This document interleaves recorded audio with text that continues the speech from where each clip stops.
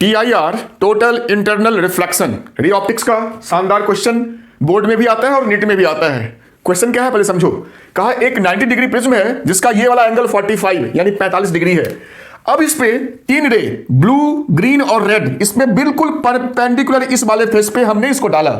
तो आपको बताना है जब ये रे इस वाले फेस पे पहुंचेगी, इस वाले फेस पे, तो क्या ये रिफ्रैक्ट करेगी मतलब बाहर निकलेगी, ग्रेज करेगी मतलब इस सरफेस के अलॉन्ग चली जाएगी, या TIR करेगी।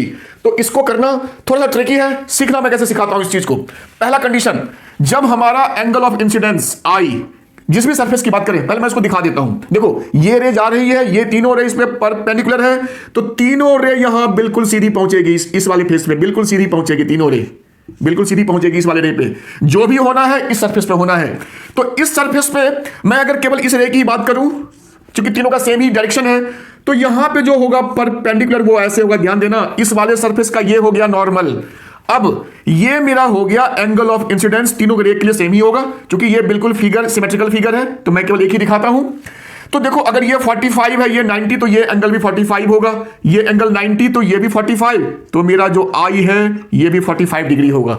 अब समझ लो कि ये रे बाहर निकलेगी कि ग्रेज करेगी, TIR उसका कंडीशन होता है। अगर मेरा I लेस देन IC यानी क्रिटिकल एंगल हो तो आपका रिफ्रैक्शन होता है, ध्यान देना, रिफ्रैक्शन।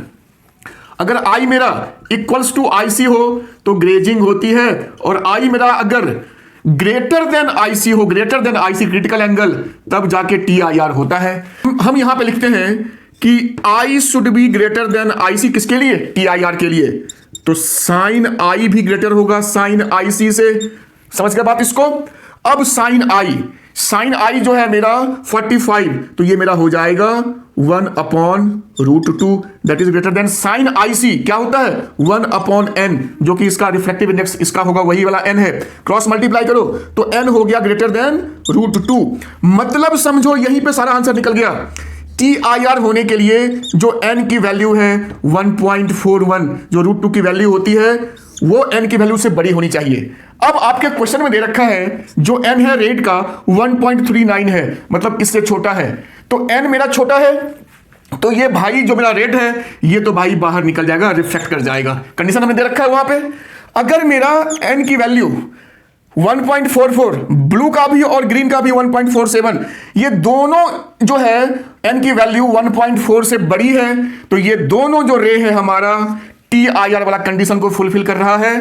तो ये जो दोनों रे पहले यहां पहुंचेगी, ये भी यहां पहुंचेगी, और यहां से ये नीचे TIR करके नीचे, ये भी TIR करके नीचे।